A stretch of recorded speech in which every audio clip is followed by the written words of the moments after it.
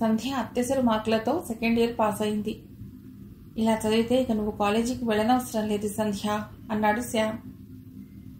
నన్ను చదివించమని ఎంతో అడిగాను. మా వాళ్ళు వినకుండా పెళ్లి చేశారు. ఇప్పటి వాళ్ళకి చదువు కంటే పెళ్లి ముఖ్యం అయిపోయింది అంది విమల. ఇలాంటి మాటలు సంధ్య పట్టించుకోవడం మానేసింది.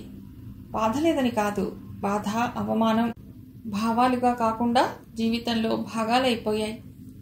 ఫైనల్ ఇయర్లోకి వచ్చింది. ఆ రోజు కాలేజీ తెరుస్తారు. సంధ్యకి వెళ్ళాలా వద్దా అదే ఆలోచన. ఇంట్లో ఉంటే ఆలోచనలు మరీ బాధ పెడుతున్నాయి. కాలేజీకి వెళ్ళాలా సంధ్య అడిగింది విమల. ఇప్పుడు ఫైనల్ ఇయర్, వెళ్ళకపోతే ఎలా? ఏమో, నువ్వేమీ పిచ్చి వేషాలు వేయనంటే వెళ్ళు, లేకపోతే ఇంట్లోనే ఉండు అంది విమల. సంధ్యకు అర్థమైంది. అమ్మా, చిన్నప్పుడు నువ్వెప్పుడైనా ఆడుకుంటూ బురదలో పడిపోయావా? చాలాసార్లు. అయినా అదెందుకు ఇప్పుడు? అమ్మమ్మ నిన్ను అక్కడే వదిలేసిందా, ఇంటికి తీసుకొచ్చి స్నానం చేయించిందా? అలా ఎందుకు వదిలేస్తారు ఇంట్లోకి తెచ్చుకోకుండా? మరి నీకెందుకు ఆ ప్రేమ? ఓ, ఆ మాట అనకూడదు కదూ. కనీసం జాలి దయా లేవు. శంకర్ని చూసావుగా, ఎక్కడైనా చెడ్డవాడేమో అనే అనుమానమైనా వచ్చిందా? తెలియక పొరపాటు చేస్తే దాని భూతత్వంలోంచి చూసి మనుష్యుల్ని హింసించాలా అని చెప్పి సంధ్య కాలేజీకి బయలుదేరింది. వసంత, శంకర్ ఇద్దరూ లేని కాలేజీ ఆమెను ఆహ్వానించింది. గేటుకి కాస్త దూరంలో చెరువు వైపు అశోక వృక్షాలు. శంకర్ కాలేజీకి వస్తే ఒకదాని పక్కన నిలబడేవాడు. తను రాగానే కనబడేటట్టు. నడుచుకుని వస్తుంటే అతడి final year BSc class room ఒంటరిగా. తను వసంత అల్లం చేసే పున్నాగ పుల్ల చెట్టు నీ స్నేహితురాలేది అని అడుగుతున్నట్టు. ఏమిటి జ్ఞాపకాలు? వద్దొద్దు, ఈ చదువు వద్దు. ఈ జ్ఞాపకాలని గుర్తుల్ని భరించే శక్తి నాకు లేదు.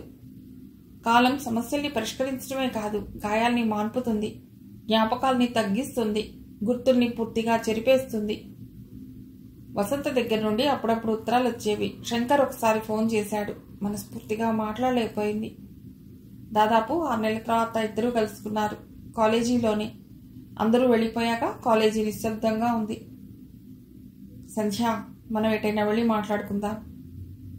వద్దు, ఇక్కడే మాట్లాడుకుందాం. ఆహా, ఇక్కడేమిటో ఊపిరాడినట్టుంటుంది. సరే పదండి. ఇద్దరూ గుడి వెనక వైపుగా కూర్చున్నారు. నువ్వు ఇలా మారిపోతావు అనుకోలేదు. నేనేం మారలేదు, ముక్తసరిగా అంది సంధ్య.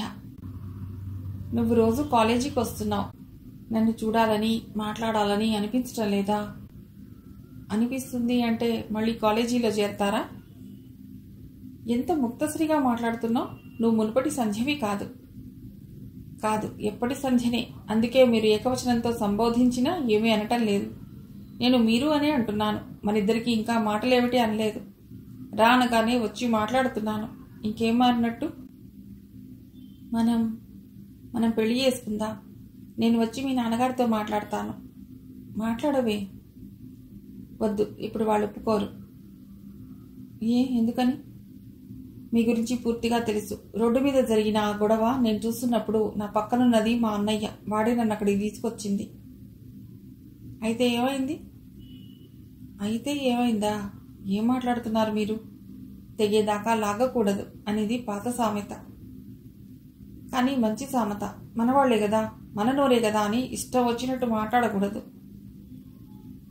ఏం చేసినా మనల్ని ఇష్టపడతారులే అనుకోవద్దు. మీరు డిగ్రీయే చదివినా పేదవారైనా ఎవరికీ అభ్యంతరం ఉండేది కాదు. కానీ ఇలా వద్దు. నేను మాట్లాడితే మీరు బాధపడతారు. ఇప్పుడైనా నేను పూర్తిగా ఆ జీవితాన్ని వదిలేస్తాను, ఆ ఛాయలు నాలో లేవు అని మీరు అనటం లేదు. మీ జీవితం మీ ఇష్టం. కానీ నన్ను వదిలి నువ్వు ఉండగలవా? 4 రోజులు కనిపించకపోతే పోట్లాడేదానివి. అవును, నాకు తెలిసిన ఆ శంకర్ వేరు.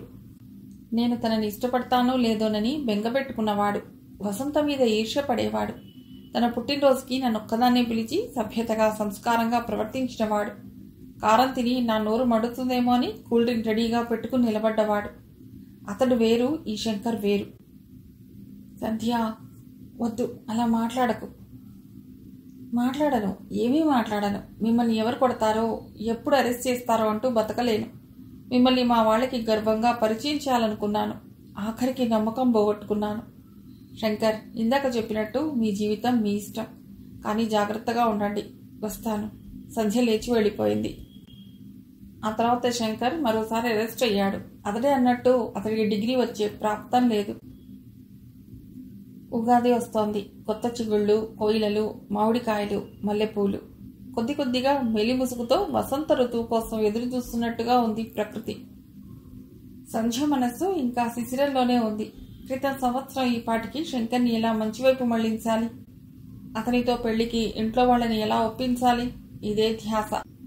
ఇప్పుడు ఆ బాధ లేదు, కోరిక లేదు, అది తీరలేదన్న బాధ లేదు. పండక్కి వచ్చింది వసంత. సంధ్యను కలవటానికి ఇంటికొచ్చింది. రారా, ఎప్పుడొచ్చావు ఊరు నుండి?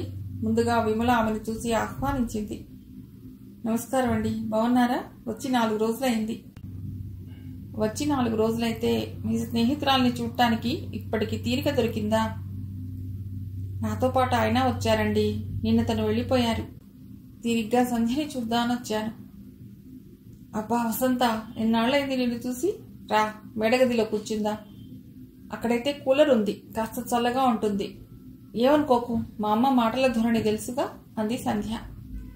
ఇద్దరూ కూర్చున్నాక, పెద్దవాళ్ళు అలాగే మాట్లాడతారు. చెప్పు, ఏమిటి విశేషాలు? ఎలా ఉంది హైదరాబాద్? బాగానే ఉంది. ఎక్కడికి వెళ్ళాలన్నా బోలెడు దూరాలు. మా వారి చుట్టాలందరూ దాదాపు అక్కడే ఉన్నారు. కాలక్షేపానికి ఏం లోటు లేదు, స్నేహితులే లేరు. మరి నీ భర్త ఎలా ఉంటాడు? మంచివాడేనా? ఇద్దరూ సినిమాలకి షికార్లకి ఎడతారా? ఇవన్నీ అడగాలని ఉన్నా సంధ్యకి మొహమాటం అడ్డొచ్చింది. వసంత మామూలుగా ఉంది, మార్పేమీ లేదు.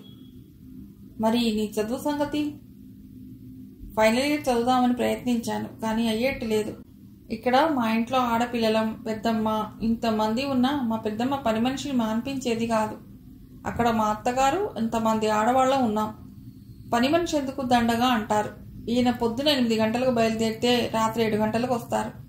మనకులాగా సినిమాలు, పుస్తకాలు, రేడియో ఇలాంటి సరదాలేవీ లేవు. సరే, నా సంగతి వదిలే. కాలేజీ ఉంది కదా, వెడుతున్నావా? వెళ్ళాలనిపిస్తోందా?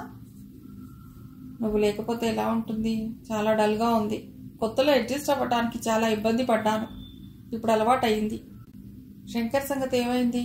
ఇంట్లో ఒప్పుకోలేదా? ఒప్పుకునే పరిస్థితుల్లో అతడు ఉంటే కదా. అంటే డ్రగ్స్ చేరవేస్తున్నాడని నెలకోసారి అరెస్ట్ అయ్యేతాన్ని అల్లుడుగా వాళ్లే కాదు, భర్తగా నేను అంగీకరించను. అలా అని అతను వదిలేస్తావా? ఎలాగోలా ఒప్పించొద్దు. ఏమని ఒప్పించను? అతనికి నా మానసిక బంధం కంటే ఆ డబ్బే ముఖ్యం. వాళ్ళు ఇబ్బందుల్లో ఉన్నారు, పెద్ద కుటుంబం. వాళ్ళు ఈ పనిని కాదనటం లేదు, కానీ డబ్బు సంపాదించడానికి ఇదే మార్గం అంటాడు. నేనిచ్చే నైతిక బలం అతడికి అవసరం లేదు. మా నాన్నగారు తన గురించి చెప్పినప్పుడు నేను నమ్మలేదు. నా కళ్ళతో నేను చూశాను. రోడ్డు మీద పడి అతడు పోట్లాడటం. ఆ తర్వాత అతడే ఒప్పుకున్నాడు ఈ పనులన్నీ చేస్తున్నట్టు. సంధ్య మొహం చూస్తే వసంతకి బాధగా ఉంది. ఆమె మనస్సు మంచిది, ఎవరినీ నొప్పించని స్వభావం, ఎవరిలోనూ చెడు చూడని అమాయకత్వం, అందర్నీ అభిమానించే మనస్తత్వం. పోనీలే, వదిలే సంధ్య అంది ఓదార్స్తున్నట్టు. సంధ్య నవ్వింది. దేన్ని వదిలేయాలి వసంత? శంకర్న? ఆ జ్ఞాపకాలన? ఇంత బుద్ధి లేకుండా ప్రేమించానే అనే బాధన? దేన్ని వదిలేయాలి? అన్నింటినీ. నిన్ను ప్రేమించే వాళ్లకు కూడా నిన్ను బాధపెట్టే హక్కు లేదు. అటువంటిది అతడికి నిన్ను బాధించే ఛాన్స్, అది మానసికమైనదే కావచ్చు. ఎందుకు ఇస్తావు? నిజమే, కానీ అతడు నిజంగానే నన్ను ప్రేమించాడు వసంత. ఆ చూపుల్లో, మాటల్లో అది కనబడేది. ఎప్పుడూ ఉత్సాహంగా ఉండేవాడు. ఎప్పుడైనా నేను కోపం వచ్చి అరిచినా నవ్వేవాడు తప్ప మళ్ళీ ఎప్పుడూ పోట్లాడలేదు. ఎంతో నమ్మకంగా అతడు పిలిచిన చోటికి వెళ్లేదాన్ని. హద్దు మీరి ఎన్నడూ ప్రవర్తించలేదు. డబ్బు ఇబ్బందులు తట్టుకోలేక ఏదో కసితో, కోపంతో ఈ దారి తొక్కాడు. అతనికి చెడు అలవాటు లేదు, ఎలాగైనా డబ్బు సంపాదించాలనే ఆస్తి తప్ప. ఇంతకీ నీకు అతడి మీద ఉన్నది ప్రేమ, కోపమా? ఏమో చెప్పలేను. మిగిలినది ఈ విశ్లేషణ మాత్రమే. మానసిక బంధాల కన్నా ఆర్థిక బంధాలే గొప్పవి, బలమైనవి అని ప్రస్తుతం నమ్మవలసి వస్తోంది. పోస్ట్ గ్రాడ్యుయేషన్ చేస్తావా? అది చెప్పలేను. జీవితం అంటే చాలా విసుగ్గా ఉంది. ఏ విషయంలోనైనా మనం సక్సెస్ కాకపోతే మన మీద మనకే నమ్మకం పోతుంది. ఇంట్లో వాళ్ళు కూడా అనుమానంగా చూస్తారు. నీ పెళ్లితో, ఈ ప్రేమతో నేను అన్ని విధాల ఒంటరినైపోయాను వసంత. అలా బాధపడకు, నమ్మకాన్ని పోగొట్టుకోకు. మన ఇద్దరి మధ్య ఉన్న స్నేహానికి ఇంత బాధలో నువ్వుంటే మార్పు కోసం నేను నా దగ్గరికి నిన్ను పిలవలేకపోతున్నాను. ఆ ఇంట్లో నాకే స్వాతంత్ర్యం లేదు. నా బాధకి నువ్వేం చేస్తావు? నేనెంతో ప్రేమించానని, ప్రేమింపబడ్డానని అనుకున్నాను. కానీ అతన్ని మార్చలేకపోయాను. ఇది నా అపజయం, ఇది నా అపజయం. అనేక మంది అటువంటి ఆడపిల్లల ప్రతినిధిగా సంధ్య దుఃఖిస్తోంది. సంధ్య BA ఫస్ట్ క్లాస్లో పాస్ అయింది. చాలా రోజుల తర్వాత సంధ్య మనస్ఫూర్తిగా నవ్వింది. ఆ రోజు ఏమీ చదువుతావా అని ఆమెను ఎవరూ అడగలేదు. అసలు ఆమెనే చదవాలని లేదు. నేర్చుకున్న కళలు సంపాదన ఇచ్చినా ఇవ్వకపోయినా ఆనందాన్ని ఇస్తాయి. రంగుదారాలతో డిజైన్స్ కుడుతుంటే ఏమీ లేని శూన్యంగా ఉన్న తెల్ల కాగితాన్ని రకరకాల రంగులతో నింపేస్తూ రచనలు చేస్తుంటే పనికిరాదని పారేసిన రాయిని ఒక దేవతామూర్తిగా శిల్పంగా ఆవిష్కరిస్తే ప్రకృతికి మరో రూపంలా సప్తవర్ణాల చిత్రాల్ని వేస్తుంటే ఆ ఆనందం వర్ణించటానికి కవిత్వం ఎంత చెప్పినా తక్కువే అవుతుంది. సంధ్య ఇప్పుడు ఆనందం పొందే స్థితిలో ఉంది. ఒక విజయం ఆమెకు చాలా విశ్వాసాన్ని ఇచ్చింది. అందుకే తల్లి వద్దంటున్నా తండ్రిని డబ్బు అడిగి తనకెంతో ఇష్టమైన మొక్కలు కొనుక్కొచ్చింది. వాటిని పెంచడం ప్రారంభించింది. పూలతో ఏవేవో అల్లి ప్రయోగాలు చేస్తుండేది. విమలకి మాత్రం ఒక అందుకు సంతోషంగా ఉంది. కూతురు కాలేజీ అంటూ బయటికి వెళ్ళటం లేదు. తమకి చెడ్డ పేరు తెచ్చే పనులు చేయటం లేదు. 24 గంటలు ఇంట్లోనే ఉంటుంది. చదువు లేదు కాబట్టి ఇంట్లో పనులు చేసినా విమల ఏమీ అంటం లేదు. కానీ ఇవన్నీ చేస్తూ సంధ్య మనుషులకి మనసులకి ఎంత దూరమైపోతుందో, తన మనసు చుట్టూ తానే ఎలా ఒక గోడను కట్టుకుంటుందో ఎవరూ గ్రహించలేదు. కానీ శ్రీనివాసరావుకి మాత్రం సంధ్యని చూస్తే చాలా జాలి కలిగేది. కొత్త బట్టలు కొనుక్కుంటానని, సినిమాకి ఎడతానని కూడా అడిగేది కాదు. ఆయనే 1-2 సార్లు తమ్ముడిని చెల్లెల్ని తోడిచి సినిమాకు పంపేవాడు. ఆ మర్నాడంతా విమల సంధ్యతో మాట్లాడే 2 మాటలు కూడా మాట్లాడేది కాదు. ఇంత నిరాకారంగా ఉన్న ఆ ఇంట్లోకి ఒక కదలిక సంధ్య పెళ్లి సంబంధం రూపంలో వచ్చింది. సంధ్య, వాళ్ళు నువ్వు నచ్చావని చెప్పారు. మనం కూడా మన అభిప్రాయం చెప్తే బాగుంటుంది అన్నాడు శ్రీనివాసరావు. మీ ఉద్దేశం చెప్పండి ముందు అంది విమల. నాకైతే ఈ సంబంధం అన్ని విధాలా నచ్చింది. నువ్వేమంటావే? ఏమో, దాని ఇష్టం ముభావంగా అంది విమల. నిజానికి కూతురికి ఇంత తొందరగా పెళ్లి చేయటం విమలకి ఇష్టం లేదు. ఆ పెళ్లితో వచ్చే సమస్యల్ని ఎదుర్కొనే ధైర్యం లేదు. అన్నింటినీ మించి ఈ శంకర్ సంగతి ఒకటి. సమస్య వస్తే చాలా మంది పెద్దలు పారిపోతారు. అలాంటిది విమల కూడా. పైగా ఆమె మనస్సు ఇప్పుడు లత్త చుట్టూ తిరుగుతోంది. అది గమనించిన సంధ్య నవ్వుకునేది. అన్నీ మన చేతుల్లో ఉన్నాయనుకోవటం ఎంత అవివేకం. ఆ సాయంత్రం శ్రీనివాసరావు సంధ్యని మళ్లీ అడిగాడు. నాకైతే పెద్దగా ఏ అభిప్రాయం కలగటం లేదు నాన్నగారు. ఎందుకు? ఆ శంకర్ వల్లనా? సంధ్య అవును కాదు అన్నట్టు తల ఊపింది. సంధ్య, దాదాపు 1 ఏడాది క్రితం నువ్వు కాలేజీకి బయలుదేరుతుంటే అమ్మ ఏదో అన్నదని ఒక మాట అన్నావు, గుర్తుందా? బురదలో పడిన వాడిని అలాగే వదిలేస్తారా అని. వివేకం గల వాళ్ళెవ్వరూ వదిలేయరు. అయితే ఆ బురదలో నుండి బయటికి రావాలనే కోరిక పడినవాడికి కూడా ఉండాలి. ఈసారి నడిచేటప్పుడు జాగ్రత్తగా నడవాలి. మనిషికి ఉన్నది ఒకే జీవితం. పొరపాట్లు చేస్తూ పాఠాలు నేర్చుకుంటూ మనిషి ఎదుగుతాడు. ఆ పొరపాట్లు తప్పులు కానంత వరకు సమస్య లేదు. కానీ క్షమిస్తున్నారని వెర్రివేషాలు వేయకూడదు. సమస్యలు ఎదుర్కోవటంలోనే మనిషి వ్యక్తిత్వం బయటపడుతుంది. దొంగైనా దొరైనా శంకర్నే ప్రేమించాను కాబట్టి పెళ్లాడతానంటే నేను నిన్ను ద్వేషించేవాణ్ణి, ఇంట్లోంచి పంపించేవాణ్ణి.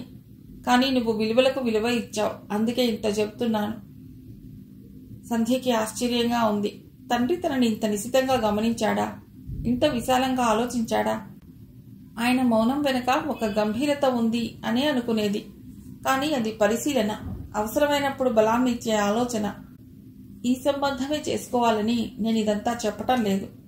జీవితంలో ఏది సాధించాలన్నా ఈ లక్షణాలు మనలో కొంచెమైనా ఉండాలి. ఇతడి గురించి కూడా నేను కనుక్కున్నాను.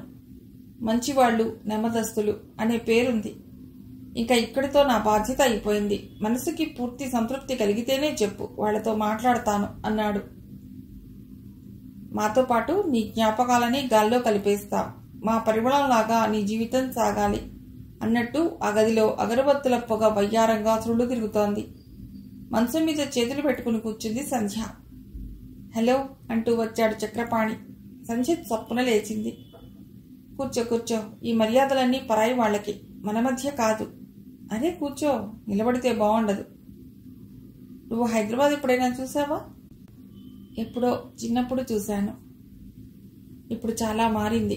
అప్పుడప్పుడు అన్నీ చూద్దాం. నేను ఉదయం 8 గంటలకు పెడితే సాయంత్రం 6 గంటలు అవుతుంది. అందుకని ఆదివారాలే ఎక్కడికైనా వెళ్ళగలం. జీతం 7,000 దాకా వస్తుంది. సరిపోతుందిగా. నాకెలా తెలుస్తుంది? నేను ఉద్యోగం చేయటం లేదుగా. సరిపోదు, కానీ ఉద్యోగం లేకపోతేనే స్వేచ్ఛగా ఖర్చు పెట్టగలం తెలుసా? అమ్మ, తమ్ముడు, చెల్లి మనతోనే ఉంటారు. చెల్లికి కూడా సంబంధాలు వస్తున్నాయి. పెళ్లి చేసేయాలి. అమ్మకి నాకు కట్నం బాధ లేదు, కానీ వచ్చేవాళ్ళు ఆశిస్తారు కదా. ఇంతేనా? భావి జీవితాన్ని కలిసి గడిపే భార్యాభర్తలు మొదటిసారి మాట్లాడుకోవాల్సిన విషయాలు ఇవేనా? సంధ్య మనస్సును మరొకసారి ఆర్థిక బంధాలు దెబ్బకొట్టే. మన పెళ్లి రోజు వస్తోంది, ఎలా సెలబ్రేట్ చేసుకుందాం? ఉత్సాహంగా అడిగింది సంధ్య. గుడికెడదాం, హోటల్, సినిమా, అంతే. నాకేం గిఫ్ట్ ఇవ్వరా? ఏం కావాలి? నీకు ఇష్టమైంది కొనుక్కో. నాకు ఇలాంటివి తెలియవంటే ఏమీ తెలియవు, తెలుసుకోవాలి. సరే, అయితే ఏం కావాలి? ముత్యాల నగరం అని పేరుగాంచిన నగరంలో ఉంటూ ఏం గిఫ్ట్ కావాలని అడుగుతారా? అవి చాలా ఖరీదుగా ఉంటాయి. పైగా వాటి నాణ్యత నాకంత బాగా తెలియదు. షాపు వాళ్ళని 4 ప్రశ్నలు వేస్తాము, రసీదు, గ్యారంటీ కార్డులు తీసుకుంటాము. చక్రపాణి మాట్లాడలేదు. ఇదిగో, ఇది నా గిఫ్ట్, తీసుకోండి. బంగారు గొలుసు, ఉంగరం. ఎక్కడిది ఈ డబ్బు? మా అన్నయ్య పెళ్లికి ఆడపడుచు కట్నం ఇచ్చారు, దాంతో కొన్నాను. బాగున్నాయా? చాలా ఖర్చు పెట్టావు. సరే, ఆఫీస్కి వెళ్ళొస్తాను. సాయంత్రం రెడీగా ఉండు. అతడు వెళ్ళిపోయాడు. ఆ సాయంత్రం అనుకున్నట్టు గుడికి, సినిమాకి, హోటల్కి వెళ్లారు. అతడు బహుమతి కొనలేదు. సంధ్యకి ఏడుపొచ్చినంత పని అయింది. ఎవరైనా తనకి బహుమతి ఇవ్వాలని ఎంతో సరదా, కానీ ఎవ్వరూ ఎప్పుడూ ఏమీ ఇవ్వలేదు. ఏడాది తర్వాత చక్రపాణికి తల్లి గుర్తు చేయగా భార్యకి విడిగా ముత్యాలు కొన్నాడు. అవి బంగారంతో మళ్ళీ గొలుసుగా చేయించుకోవాలి. కానీ అవి సంధ్యకి ఆనందం ఇవ్వలేదు. అది అతడి డబ్బు కాదు, తన సంపాదన. నాకు ఉద్యోగం చేయాలని లేదండి, నాకంత బాగా ఇంగ్లీష్ రాదు అంది సంధ్య. నేర్చుకుంటే అదే వస్తుంది. భార్య ఉద్యోగం చేయాలని చక్రపాణి పట్టుబట్టాడు. కానీ ఈ చిన్నవాడిని వదిలి ఎలా ఉద్యోగానికి ఎడతాను? వాడు నా గురించి బెంగపెట్టుకుంటాడు. వాడిని అమ్మ చూస్తుంది. వాడికి ఇప్పుడు 2 ఏళ్లు. ఇల్లంతా పరుగులు పెడతాడు. ఆవిడ కాళ్ళ నొప్పులు అంటారు. అయితే క్రచ్లో వేద్దాం. అసలు నేను ఉద్యోగం చేయటం ఎందుకు? చక్రపాణికి కోపం వచ్చింది. ఎందుకేమిటి? అందరూ ఉద్యోగాలు ఎందుకు చేస్తారు? అందుకే నువ్వు చెయ్యి. ఆఫీసులో జాబ్ చేయమన్నాను గాని రాళ్లు కొట్టమనలేదుగా. ఎందుకంత కోపం? ప్రస్తుతం మీ తమ్ముడు, చెల్లెళ్ళ బాధ్యత కూడా మనకు లేదు. అయితే వీడి బాధ్యత లేదు. కాస్త పెద్ద ఇల్లు, సొంత కారు, ఇవి అవసరాలు కావా? ఏమోనండి, నాకైతే ఇష్టం లేదు. ఇల్లు, కారు లోన్స్ తీసుకుని సమకూర్చుకోవచ్చు. కొంచెం పొదుపుగా ఉందాం. అది మనకు చేత కాదులే. ఇంట్లోకి బోలెడు ఖర్చు అవుతోంది. అమ్మకి మందులు, విడి వైద్యం, బంధువులు, వారి రాకపోకలు. పొదుపు అనే మాటే లేదు. సంధ్యకి ఆశ్చర్యంగా ఉంది. చక్రపాణికి డబ్బంటే అంత జాగ్రత్త ఎందుకో అర్థం కాదు. పెళ్లైన ఈ 3 ఏళ్లలో తనకి ఖరీదైన నగలు, చీరలు ఏమీ కొనలేదు. తనకి అడగటానికి మొహమాటం. ఖర్చు ఎందుకు అవుతోంది అంటే దానికి జవాబు లేదు. చాలా బాధ్యతలు అతడే చూసుకుంటాడు. ఎందుకో ఆ రోజు వసంత బాగా గుర్తుకొస్తోంది. వసంత, ఈ మానసిక సంచలనం అంతా నీతో చెప్తే తప్ప తీరేట్టు లేదు. ఎక్కడున్నావు? చక్రపాణి ఏమనుకున్నాడో భార్యా పిల్లల్ని సౌత్ ఇండియా టూర్ అంటూ తీసుకువెళ్లాడు. సంధ్య సీరియస్నెస్ మర్చిపోయి ఆనందం అనుభవించింది ఆ 10 రోజులు. అమ్మా, నువ్వింత పెద్దదానివయ్యావు, ఇంతవరకు చెన్నై చూడలేదా? ఆశ్చర్యంగా అడిగాడు అనిల్. ఎక్కడికి వెళ్లాలన్నా కుటుంబ సభ్యులందరికీ వీలు కుదరాలి. పైగా ఇంతలాగా అప్పుడు టూరిజం అభివృద్ధి చెందలేదు. కన్యాకుమారిలోని 3 సముద్రాల సంగమం చూసి మురిసిపోయింది సంధ్య. ఆ నీరెండ వేళ తెల్లటి నురుగు సముద్రకన్య నీలం పావడాకి వెండి మువ్వలు కట్టినట్టుంది. ఆ అనంత జలరాశిని చూస్తుంటే మనిషి, వాడి స్వార్థం ఎంత అల్పమైనవో అర్థమైంది. మనిషిలోని ఆత్మవిశ్వాసంలాగా అన్ని ఆటుపోట్లకి తట్టుకుంటూ వివేకానంద రాక్ ఆ సాయంత్రం సుచీంద్రం చూడటానికి వెళ్లారు. పేరు కొత్తగా ఉంది. అహల్యను మోసం చేసిన ఇంద్రుడు త్రిమూర్తులను ప్రతిష్ఠించి తన పాపాన్ని పోగొట్టుకున్న చోటు. ఆ గుడిలో దాదాపు 2 గంటలు పైగా గడిపారందరూ. అహల్య ఎవరో, ఆమె ఎందుకు శిల అయిందో పిల్లలకి చెప్పింది సంధ్య. ఇన్నాళ్ళు ఏ పాపమూ తెలియని అహల్య రాయి అయిపోయింది. ఆ ఇంద్రుడు 1000 కళ్ళతో అలాగే ఉంటాడని అనుకుంది. కానీ మనిషి మనసే పెద్ద కోర్టు. అందుకు తమకు తాము వేసుకునే శిక్షలు ఎక్కువగానే ఉంటాయి. అందుకు నిదర్శనం కొన్ని రోజుల్లోనే ఆమెకు ప్రత్యక్షంగా కనబడింది. సంధ్య ఆఫీస్ నుంచి వచ్చేసరికి నందు, అదే వయసు గల ఇంకో అమ్మాయి కబుర్లు చెప్పుకుంటున్నారు. సంధ్యని చూసి చప్పున లేచి నిలబడిందే ఆ అమ్మాయి. ఎంతసేపు అయింది నందు వచ్చి? ఇప్పుడేనమ్మా. ఈ అమ్మాయి నా ఫ్రెండ్ మధుమతి. నమస్తే ఆంటీ, ముద్దుగా అందే ఆ అమ్మాయి. గుడ్ ఈవినింగ్ మధు, సంధ్య నవ్వుతూ పలకరించింది. నందు, అన్నయ్య బయట క్రికెట్ ఆడుతున్నాడు, పిలు. ముగ్గురికి కాంప్లైంట్ కల్పిస్తాను. నాకొద్దా ఆంటీ. మొహమాట పడకు, కూర్చో. మా పిల్లలతో పాటే నువ్వును. మధుమతి కాసేపు కూర్చుని వెళ్ళిపోయింది. తనకి నువ్వు చాలా నచ్చావమ్మా. ఎందుకు? వాళ్ళ అమ్మగారు కూడా ఉద్యోగం చేస్తారు. పనంతా తన చేతే చేయిస్తారట. నువ్వు ఆఫీస్ నుండి వచ్చాక కూడా చిరాకు లేకుండా నవ్వుతూ ఉన్నావుట. సంధ్య నవ్వేసింది. బాగున్నాయి సర్టిఫికేట్లు. ఇక పుస్తకాలు తీయండి, నేను వస్తున్నా. అనిల్ ఇప్పుడు 10th క్లాస్, నందిని 8వ తరగతి. నందు నందు అరుచుకుంటూ బయట నుండి ఇంట్లోకి వచ్చాడు అనిల్. ఆవేళ ఆదివారం పొద్దున్నే చుట్టుపక్కల పిల్లలందరూ క్రికెట్ ఆడుతున్నారు. ఏట్రా కేకలు? ఏమైంది? అది స్నానం చేస్తోంది అంది సంధ్య. ఇంతలో నందు కూడా వచ్చింది. నందు, మీ ఫ్రెండ్ మధు ఇంటి దగ్గర గొడవ జరుగుతోంది. వాళ్ళ డాడీ మమ్మీని కొడుతున్నారు.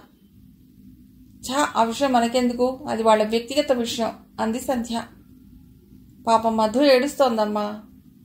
అయినా సరే వాళ్ళ విషయాల్లో మనం కల్పించుకోకూడదు. సంధ్య పిల్లలకేదో చెప్పింది కానీ విషయం బాధగా ఉంది. కష్టసుఖాల్లో భాగం పంచుకునే భార్యని భర్త అయినంత మాత్రాన కొడతాడా? ఏమీ బాధ కలగదా? ఈ గొడవల వలన పిల్లలు ఎంత నలిగిపోతారు. ఆ రోజు ఆదివారం కావటంతో అందరూ ఇంట్లోనే ఉన్నారు. కాసేపట్లోనే పిల్లలు మధు విషయం మర్చిపోయారు. సంధ్య మాత్రం మర్చిపోలేకపోయింది. చక్రపాణి ఇంట్లోనే ఉన్నా అతడికి పేపర్ ఉంటే మిగతా విషయాలేమీ పట్టించుకోడు. ఆ రోజు ఆఫీస్ నుంచి వచ్చేసరికి పిల్లలతో పాటు మధు కూడా ఉంది. ఆ అమ్మాయి మొహంలోకి పరిశీలనగా చూసింది సంధ్య. ఆ కళ్ళల్లో ఏదో భావం, ఆకలి, అభద్రతా భావం, ఒంటరితనం, ఇలా ఎన్నో కనిపిస్తున్నాయి. మొక్కల దగ్గర ఏం చేస్తున్నావు మధు? నీళ్లు పోస్తున్నాను ఆంటీ, పాపం బాగా వాడిపోయాయి. నేనొచ్చి పోస్తాను కదా. స్కూల్ నుండి అలసిపోయి వచ్చి నీకెందుకు ఈ శ్రమ? మీరు మాత్రం ఆఫీస్ నుండి అలసిపోయి రాలేదా? అబ్బా, ఈ మాట ఈ ఇంట్లో అన్న మొదటి వ్యక్తివి నువ్వు. నీకు వేడివేడిగా కాంప్లైంట్ ఇవ్వవలసిందే. ఏంటమ్మా మధుని మెచ్చుకుంటున్నావు? ఈరోజు మొక్కలకి నీళ్లు పోసిందనా?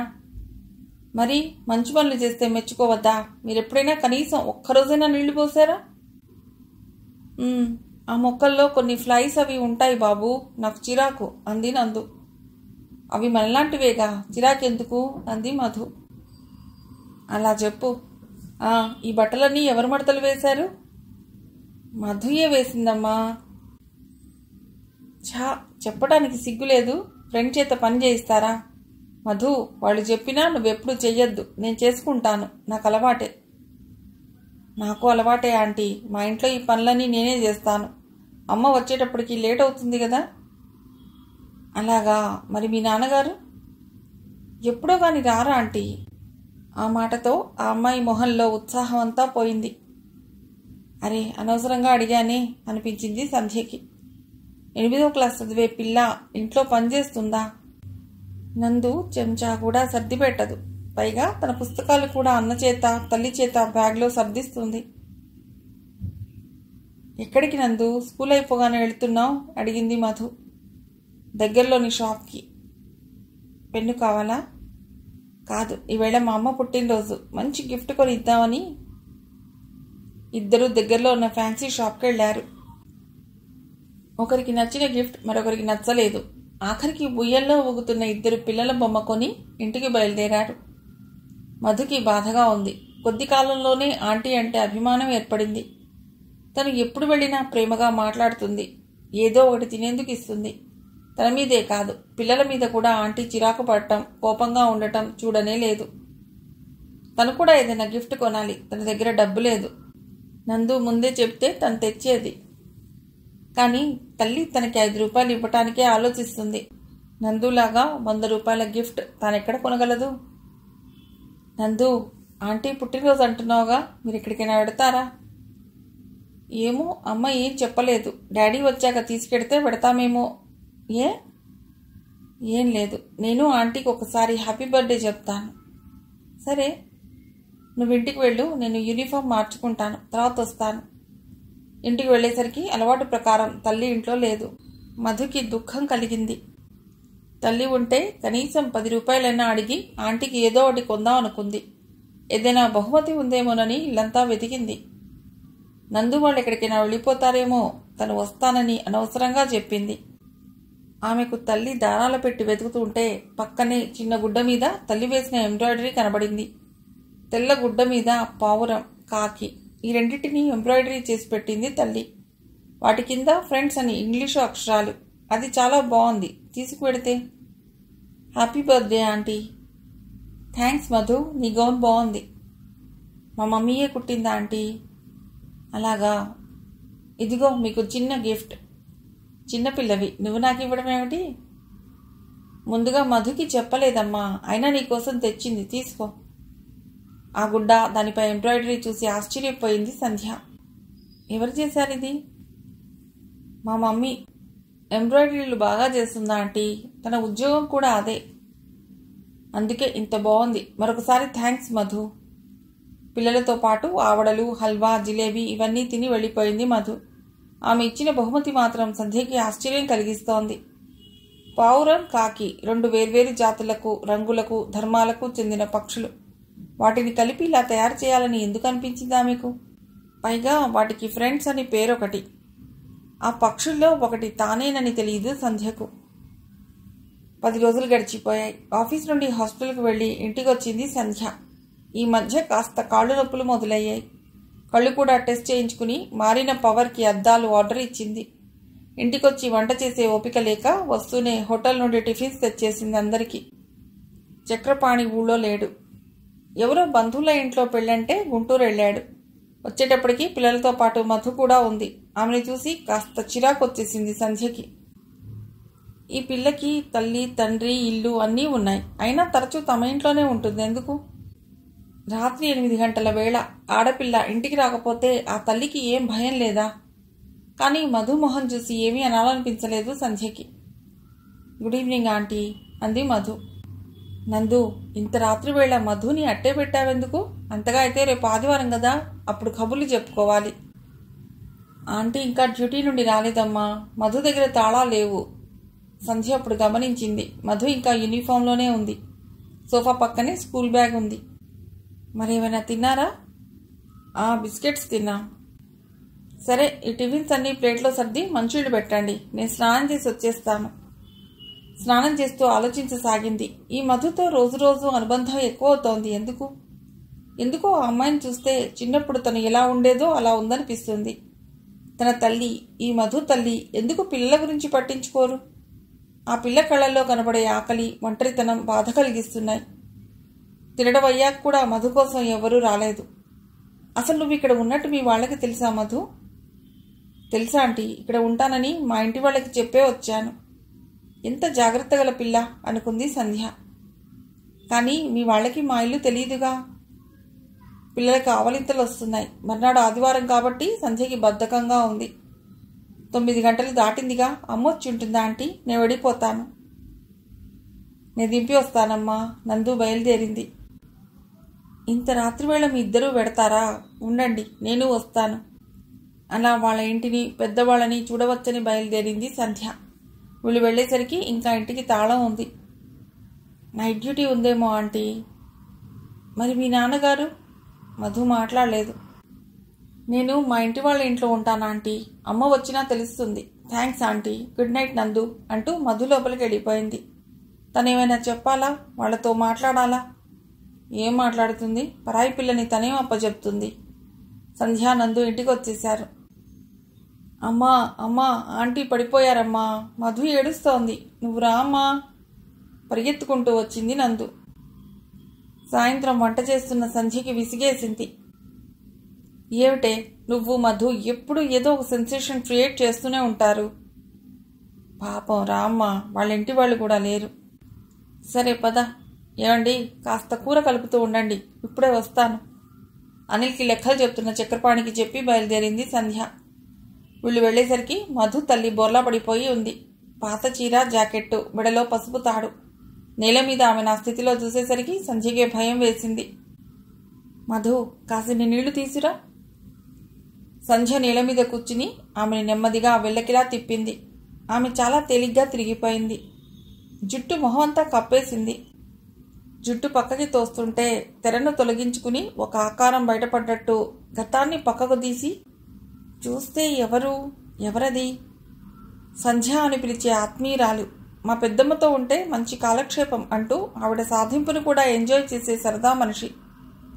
జీవితంలో ఆశల్ని, కోరికల్ని అన్నింటినీ మూటగట్టి మూడు ముళ్ళు వేయించుకుంటున్నా అని బాధపడ్డ యువతి వసంత.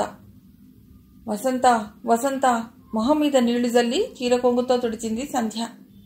ఆమె మెల్లిగా కళ్ళు తెరిచి అంత దూరంగా ఉన్న సంధ్య మొహం చూసేసరికి పరిస్థితి అర్థం కాలేదు.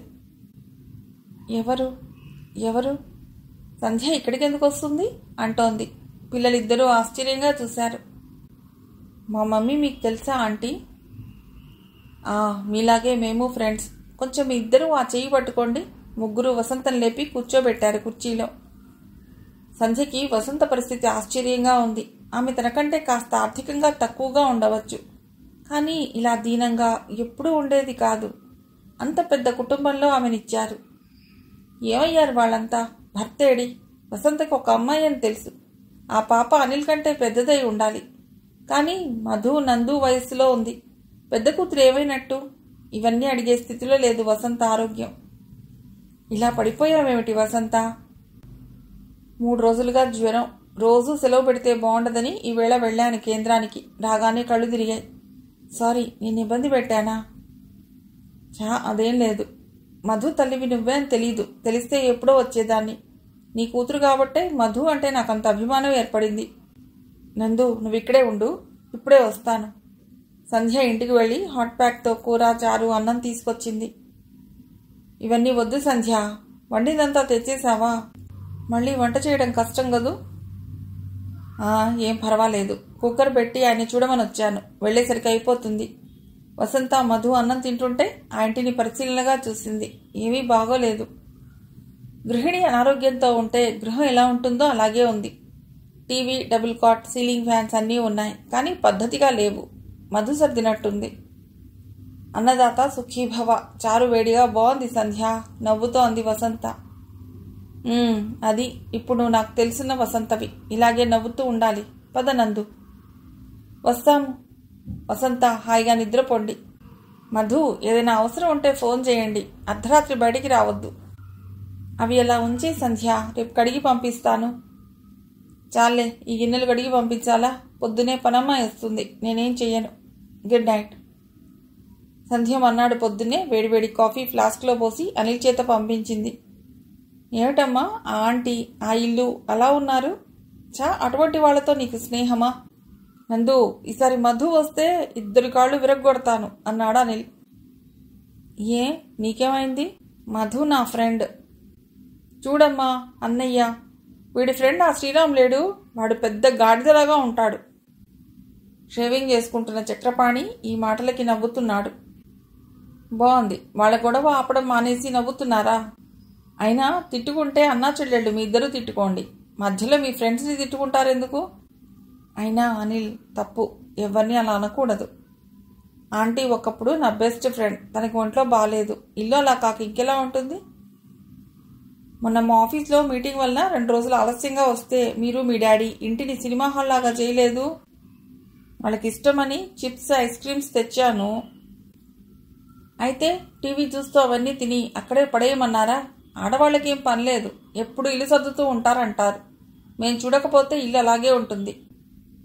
తప్పు వాళ్ళది కాబట్టి ఇద్దరూ మాట్లాడలేదు. వసంత, మనం ఇద్దరం ముందే స్నేహితులం కాకపోయి ఉంటే నువ్వు ఆరోగ్యంగా, అందంగా, ఉత్సాహంగా ఉండేదానివని నమ్మేదాన్ని కాదు. నిజమే సంధ్య, అప్పటి రోజులు కళా నిజమా? అవి అసలు ఈ జన్మలోని సంఘటనలేనా అని అనుమానం వస్తుండేది. కానీ నువ్వు కనిపించి అవి నిజం అని అనిపించావు. మిత్రులిద్దరూ ఇందిరా పార్క్లో కూర్చున్నారు. నువ్వు ఇలా వస్తే మీ వారేమంటారా సంధ్య అని అడిగింది వసంత. ఏమీ అనరు, ఎందుకంటే నేను ఇలా కుటుంబంతో బయటకు వస్తాను తప్పితే స్నేహితులైతే ఎవరూ లేరు. వాళ్ళకి తినడానికి అన్నీ చేసి వచ్చాను. మనకి వాటర్ బాటిల్తో సహా అన్నీ తెచ్చాను. రేపు ఆదివారం కాబట్టి దేనికి హడావుడి లేదు. అందుకే మీ మధుని కూడా ఈరోజుకి మా ఇంట్లోనే ఉండమన్నాను అంది సంధ్య. ఇంత ప్లాండ్గా ఉంటుంది కాబట్టే సంధ్య జీవితం బాగుంది. దూరంగా పిల్లలు రంగురంగుల బంతితో ఆడుతున్నారు. తన జీవితం ఆ బంతి లాంటిదే. అందుకే ఎవరిష్టమైన ఆట వాళ్ళు ఆడుకున్నారు. భర్త కొట్టిన గట్టి దెబ్బకి తన జీవితం బురదలో పడ్డట్టు అయ్యింది. సంధ్య ఆమెను డిస్టర్బ్ చేయదలుచుకోలేదు. తను ఎందుకులా అయిందో ఇష్టమైతే చెప్తుంది, లేకపోతే లేదు. తను కూడా పూర్తి స్వతంత్రురాలు కాదు. వసంతకి సహాయం చేయాలంటే చక్రపాణి సహకారం అవసరం. నీకు నా విషయాలేమీ తెలియవా సంధ్య? తెలియదు. నువ్వు మా వాళ్ళకిచ్చిన అడ్రస్కి ఒకసారి వచ్చాం, కానీ నువ్వు ఇల్లు మారావని తెలిసింది. నా సంగతంతా చెప్పాలనుంది. వినే ఓపికందా? చెప్పు. పిల్లల ఎదుట మాట్లాడలేకే ఇలా తీసుకొచ్చింది. ఎవరి జీవితంలోనైనా పెళ్లి మార్పు తీసుకొస్తుందంటారు, కానీ నీ పెళ్లి నా జీవితాన్ని మలుపు తిప్పింది. అదేటు వసంత? అవును, నీ పెళ్లి శుభలేఖ వచ్చేటప్పటికి నా దగ్గర డబ్బు లేదు. అప్పటికే మా ఇంటి దగ్గర ఉండే బుక్ షాప్ వాళ్లతో పరిచయం ఏర్పడింది. వాళ్లకు బట్టలు కుట్టి ఎంబ్రాయిడరీ చేసి డబ్బుకు బదులు పుస్తకాలు తెచ్చుకుని చదువుకునేదాన్ని. నీ పెళ్లికి వాళ్ళ దగ్గర కొంత అప్పు చేశాను. నా పట్టు చీర ఒకటి అమ్మేశాను. అయినా రైలు టికెట్ రిజర్వ్ చేయించుకుంటే ఎక్కువ ఖర్చు అవుతుందని జనరల్ కంపార్ట్మెంట్లోనే బయలుదేరాను. ఇంత వివరంగా ఇదంతా ఎందుకు చెప్తున్నానంటే నా సంసార జీవితం ఎలా ఉందో నీకు తెలియాలని. పాపను మా అత్తగారి దగ్గర వదిలొచ్చాను కాబట్టి ఒక్క రోజులోనే ప్రయాణం అయ్యాను. మళ్ళీ అదే జనరల్ కంపార్ట్మెంట్. ఈసారి ఆ ప్రయాణంలో శంకర్ కనిపించాడు. సంధ్య ఉలిక్కి పడింది. నేను కాలేజీలో అతడితో మాట్లాడింది 1-2 సార్లు మాత్రమే. కానీ ఆ ప్రయాణంలో ఇద్దరం పలకరించుకున్నాం, అడ్రస్లు తీసుకున్నాం. మా బుక్ షాప్ వాళ్ల ఫోన్ నెంబర్ అతడికి ఇచ్చాను. శంకర్ తల్లి నాయనమ్మ ఇద్దరూ చనిపోయారట. తండ్రి ఉస్మానియాలో ఉన్నట్ట. హైదరాబాద్లో కొంతమందితో కలిసి రియల్ ఎస్టేట్ బిజినెస్ చేస్తున్నానని చెప్పాడు. జీవితం మామూలుగా ఉంటే ఆ పరిచయం అంతటితో ముగిసేది. మా మరిదికి పెళ్లి కుదిరింది. 1,00,000 రూపాయలతో వచ్చిన చిన్న కోడలి ముందు నేను మా అత్తగారి ముందు పనికి రాకుండా పోయాను. మా మరిది CA చదివి వాళ్ళ ఆడిటర్ గారి అమ్మాయినే పెళ్లి చేసుకుని ఇల్లరికం వెళ్ళిపోయాడు.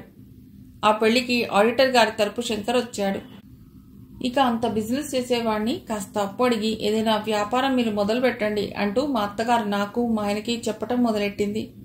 నిజానికి నాకు కావాల్సింది శంకర్ స్నేహమే, సాయం కాదు. కానీ వీళ్ళది అర్థం చేసుకోలేదు. నా వల్ల కట్నం తక్కువ వచ్చిందని అది ఇలా రాబట్టుకోవాలని వారి ప్లాన్. పైగా కాలేజీలో నాకేవో పరిచయాలు ఉండే ఉంటాయని, అందుకే మా వాళ్ళు డిగ్రీ పూర్తి చేయకుండానే పెళ్లి చేశారని కొత్త పాట మొదలుపెట్టారు. అయినా నేను శంకర్ని ఏ సాయం అడగలేదు. వీళ్లే అతడిని అడిగి బలవంత పెట్టి చిన్న షాప్ ఒకటి ప్రారంభించారు. అప్పటి వరకు నాకు మా ఆయనపై ఉన్న కాస్త గౌరవం కూడా పోయింది. మా అత్తగారి ఆశ ఆ డబ్బు సాయంతో అయిపోలేదు. శంకర్ నుంచి ఏ విధంగా డబ్బు గుంజాలన్నట్టుండేది. అతడికి నేనేం చెప్పకపోయినా నా పరిస్థితి అర్థమైంది. తను సాయం చేస్తే వీళ్ళు నన్ను బాగా చూసుకుంటారనుకునేవాడో ఏమో, అడిగినవన్నీ చేసేవాడు. ఇటువంటి వాతావరణంలో శంకర్ అందం, హుందాతనం, దర్జా నన్ను ఆకర్షించాయి. చేస్తున్నది తప్పని తెలుసు. కదిలే రాయి మీద కాలేస్తే నేను జారిపోతానని తెలుసు. కానీ ఇన్నాళ్ళు పరిస్థితులకి, పెద్దవాళ్లకి, ఆర్థిక ఇబ్బందులకి తలవొగ్గిన నేను మొదటిసారి మనస్సు చెప్పినట్టు విన్నాను. పుట్టిన తర్వాత ఒక్కరోజైనా సుఖంగా, సంతృప్తిగా గడిపావా అని నా మనస్సు నన్ను ప్రశ్నించింది. ఆ ప్రశ్నకు జవాబు, ఒక బిడ్డకు తల్లినైన నేను శంకర్కి ప్రియురాలిగా మారిపోయాను. వద్దు వసంత, చెప్పొద్దు. నేను వినలేను. ఇది ఈర్ష్య కాదు. మానసికంగా నన్ను, నైతికంగా నిన్ను పతనం చేసిన ఆ వ్యక్తి గురించి చెప్పొద్దు. లేదు సంధ్య, లేదు. అతడు నన్ను పతనం చేయలేదు. నేనే అతడిని పతనం చేశాను. వసంత. సంధ్య అరిచిన అరుపుకి చెట్టు మీద పిట్టలు ఒక్కసారిగా ఎగిరిపోయాయి. ఈవినింగ్ వాక్కి వచ్చిన వాళ్ళు ఆశ్చర్యంగా చూశారు. నన్ను చూస్తే అసహ్యంగా ఉంది కదూ? లేదు, మనుషుల బలహీనతలు ఎంత బలంగా ఉంటాయో నాకు తెలుసు. తర్వాత మా అత్తగారికి కొడుక్కి మళ్లీ పెళ్లి చేయాలన్న ఆశ కలిగింది. ఎందుకంటే మా విషయం చూచాయిగా తెలిసింది. తల్లి కొడుకులు ఇద్దరికీ హఠాత్తుగా నీతి గుర్తుకొచ్చింది. నన్ను ఇంట్లోంచి పొమ్మన్నారు. గతం మర్చిపోయి కలిసి ఉందామని ఎంతో చెప్పి చూశాను. వాళ్ళు వినలేదు. అప్పటికే నా కాళ్ళ మీద నేను నిలబడాలని రెడీమేడ్ బట్టల షాప్కి టైలరింగ్ చేసే ఒక కేంద్రంలో చేరాను. ఒకరోజు నేను కేంద్రానికి వెళ్ళి వచ్చేసరికి నన్ను ఇంట్లోకి రానివ్వలేదు. నా పాపను ఇవ్వలేదు. 2 రోజులు బుక్ షాప్ వాళ్ళ ఇంట్లో ఉన్నాను. శంకర్ ఒకరోజు నన్ను చూడటానికి వచ్చి ఇదంతా తెలుసుకున్నాడు. ఇప్పుడు నేను ఉంటున్న ఇల్లు అతడు చూసినది. పాప కావాలి, నా ప్రాణం ఆ రాక్షసుల చేతుల్లో ఉండిపోయింది. శంకర్తో చెప్పాను. వాళ్లతో ఏం చెప్పాడో ఏమో. 24 గంటల్లో నా పాప, నా దేవి నా దగ్గర ఉంది. మా చెల్లెలికి పిల్లలు లేరు. అందుకే బొంబాయిలో ఉన్న తన దగ్గరికి దేవిని పంపించేశాను. అది శంకర్ ద్వారానే. అది శంకర్ సమర్థత. ఆ తర్వాత కొన్ని రోజులకే నాకు మధు పుట్టింది. అంటే మధు శంకర్ కూతురు. సంధ్యకి మతిపోయింది. తిరిగి తిరిగి కథ అతడి చుట్టే తిరుగుతోంది. మధుని చూడగానే తనకెందుకింత ఆత్మీయత కలిగింది అని ప్రశ్నించుకునేది. కారణం మధు తన స్నేహితులిద్దరికీ సంబంధించింది కావడమే. ఆ సాయంత్రం నలుపు తెలుపుల మిశ్రమంతో మనిషి జీవితంలానే ఉంది. ఒక చపలత్వం, ఒక ఆకర్షణ మనిషిని ఎలా దిగజారుస్తాయో తన పక్కనున్న వసంత జీవితం మంచి ఉదాహరణ. సంధ్య తల్లి లేకపోతే జీవితం ఎలా ఉంటుందో నాకు తెలుసు. తండ్రి లేకపోతే ఎలా ఉంటుందో మధుకి తెలుసు. నువ్వు ఒంటరిగా ఉండటం దేనికి? శంకర్ని చేసుకోవచ్చుగా. ఏమో, ఆ ఆలోచన నాకు వచ్చేది కాదు సంధ్య. అతడు నీవాడనే భావన నాలో పోయేది కాదు. పైగా ప్రస్తుత పరిస్థితుల్లో అతడికి మంచి సంబంధాలు వస్తాయి. కానీ అతడు పెళ్లి చేసుకోలేదు. నాలాంటి నేరస్తుడిని ఎవరు చేసుకుంటారు అనేవాడు. మొన్న మీ ఇంట్లో గొడవ జరిగిందని మీ వారు? అవును, అది మా ఆయనే. ఆయనకి నన్ను బాధ పెట్టాలంటే ఒక్కటే అవకాశం. దేవి గురించి అడుగుతారు, నేను చెప్పను. అందుకే అలా కసి తీర్చుకుంటారు. నన్ను చంపని, అయినా నేను చెప్పను. ఆరోగ్యకరమైన వాతావరణంలో గులాబీ పూలా పెరుగుతోందది. సంధ్య, నేను ఒక మాట అడగనా? శంకర్ ఎప్పుడు గుర్తుకురాడా? రాడు అనటం ఆత్మవంచన. కాలేజీ గేటు, అశోక వృక్షాలు, మనతో చదివిన అనురాధ, విజయ, ఇలా ఒక గుర్తు, ఒక జ్ఞాపకం, అంతే.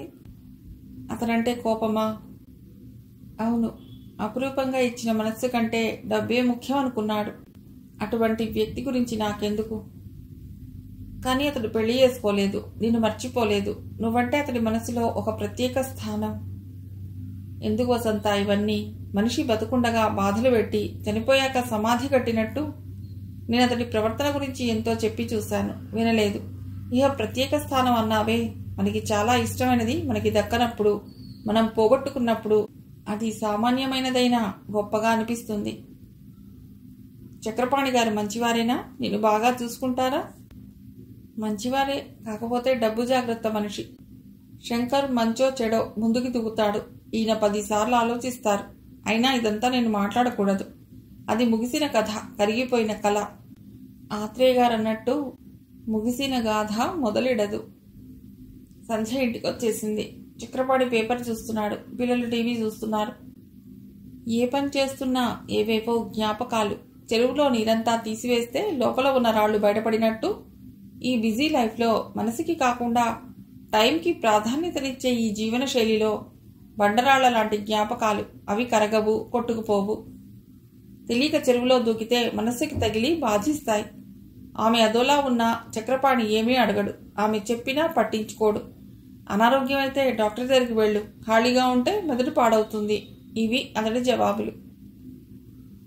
జీవితం దేనికి లోట్లేదు. డబ్బు, సెక్యూరిటీ లాంటివన్నీ ఉన్నాయి. మనస్సు మాత్రం లాకర్లో ఉంది. ప్రేమ అనే దాని తాళం చెవి పోయింది. ఏమిటి వసంత ఇది? నీకు రావాల్సిన అనారోగ్యమా ఇది? నీకోసం నేనేం చెయ్యను? నిన్నెలా రక్షించుకోను? సంధ్య కళ్ళ వెంట నీళ్లు గారుతున్నాయి. ఇప్పుడేమైంది సంధ్య? ఎందుకంత బాధపడతావు? క్యాన్సర్ కంటే తీవ్రమైన మనుష్యుల్ని, పరిస్థితుల్ని చూశాను. ఇదేం చేస్తుంది? నేనేమైపోయినా మధుని చూస్తావుగా. అలా మాట్లాడకు. మాట్లాడని. ఒక్కొక్క పని మొదలెట్టాలిగా. చప్పున వసంత నోరు మూసేసింది సంధ్య. సంధ్య తనను తాను కంట్రోల్ చేసుకోలేకుండా ఉంది. ఇలా మాట్లాడి ప్రవర్తించి వసంత మానసిక ధైర్యాన్ని దెబ్బతీస్తోందని తెలుసు. ఆమె గురించిన ఆందోళనని ఆమెతోనే చెప్పవలసి రావటం దురదృష్టకరం. మరోసారి ధైర్యం చెప్పి ఇంటికి వచ్చేసింది.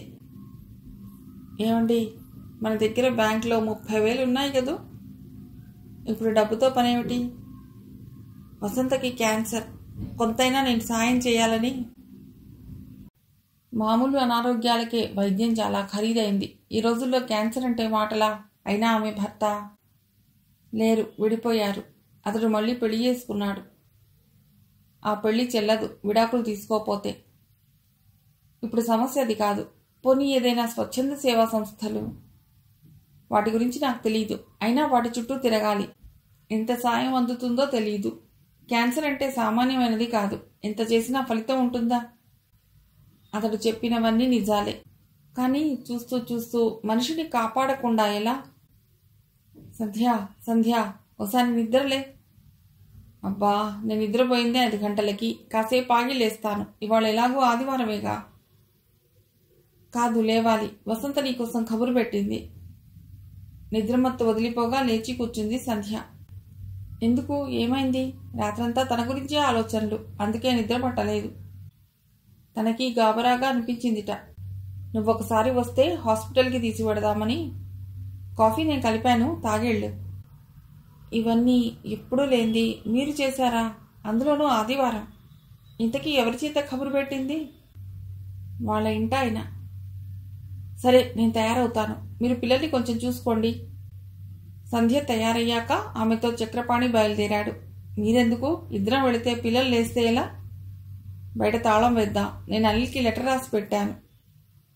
ఇద్దరూ వెళ్లేసరికి చుట్టుపక్కల వాళ్ళందరూ గుమిగూడారు. జరిగింది అర్థమైంది సంధ్యకి. మంచం మీద నిద్రపోతున్నట్టే ఉంది వసంత. సామానులేవీ లేక ఇల్లంతా ఖాళీగా ఉంది. తనకే మనసొప్పక ఖాళీగా ఉన్న స్టీల్ మంచం పంపించింది. దానిమీదే వసంత తుదిశ్వాస విడిచింది. ఏం చేయాలో తెలియక గది మధ్యలో కూర్చుంది సంధ్య. ఆమెకు పెద్ద పెట్టిన ఏడవాలనుంది, కానీ దుఃఖం రావటం లేదు. ఇప్పుడెలా? ఇదే ఆలోచన. ఇంటి వాళ్ల దగ్గర వసంత చెల్లెలు రమ అడ్రస్ ఉంది కాబోలు. వాళ్ళు టెలిగ్రామ్ ఇచ్చారు, ఫోన్ చేశారు. ఆ మధ్యాహ్నానికి దేవిని తీసుకుని రమ, ఆమె భర్త వచ్చారు. చిత్రం ఏమిటంటే వాళ్లతో శంకర్ ఉన్నాడు. ఎన్నో రోజుల తర్వాత సంధ్య, శంకర్ ఒకరినొకరు కలుసుకున్నారు. దేవిని చూస్తే వసంత చనిపోయిందన్న నమ్మకం కలగలేదు. పూర్తిగా తల్లి పోలికలతో ఉంది. తనకి వసంత తన తల్లి అని తెలియదు. పెద్దమ్మ అనే సంబోధిస్తోంది. అందరికన్నా ఘోరమైన పరిస్థితి మధుమతిది. ఆమె ఒంటరిగా ఎక్కువ కాలం తల్లితో ఉంది. తల్లికి ఇష్టం లేకుండా ఈ లోకంలోకి వచ్చి ఆవిడ ప్రేమను పొందడానికి కూడా సంధ్యాంటి రికమెండేషన్ కావలసి వచ్చిన దురదృష్టవంతురాలు.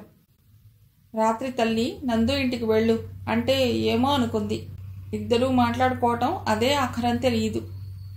చక్రపాణి ఇక్కడ నిలబడ్డాడే గాని ఏమీ కల్పించుకోలేదు. ఆ సాయంత్రమే అందరూ బయలుదేరుతున్నారు.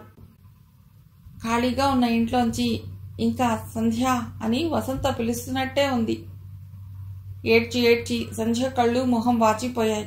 ఆమె మధుని ఓదార్చడం తప్పితే ఎవరితో ఏమీ మాట్లాడలేదు. ఆ మధ్యాహ్నమే చక్రపాణి పిల్లల్ని తీసుకుని ఇంటికెళ్ళిపోయాడు. సంధ్యకి ఎక్కడికి వెళ్లాలని లేదు. ఇంకా అక్కడే ఉంటే వసంత వస్తుందేమోనని ఆశ. టాక్సీ వచ్చింది. రమ, భర్త, దేవి అందులో ఎక్కేశారు. శంకర్ ఎక్కబోతూ వెనక్కి తిరిగి వచ్చాడు. సంధ్య ఒంటరిగా ఉంది ఆ గదిలో. ఇద్దరి చూపులు కలుసుకున్నాయి. కుశల ప్రశ్నలు వేసుకునే సందర్భం కాదు. ఇన్నాళ్ల విషయాలు ఆత్మీయంగా చెప్పుకునే అనుబంధం లేదు. సంధ్య కళ్ళు వాల్చుకుంది. ఇది మీకు వసంత రాసి పెట్టింది అంటూ ఇచ్చాడు. సంధ్య, ఎవరైనా ఉత్తరాలు రాసినా, బహుమతులిచ్చినా నీకెంతో ఇష్టమని చెప్పేదానివి. అందుకే ఇది నేను నీకు రాస్తున్న ఆఖరి ఉత్తరం. ఇక బహుమతి అంటావా? నీకెంతో ఇష్టమైన మధుమతే నీకు బహుమతి. ఎలా ఉంది?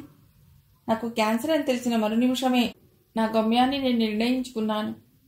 ఎప్పుడో ఈ పని చేయవలసింది. నేను ధైర్యం చాలక, బాధ్యత తీరక ఆలోచించేదాన్ని. ఈ క్యాన్సర్ నాకో దారి చూపించింది.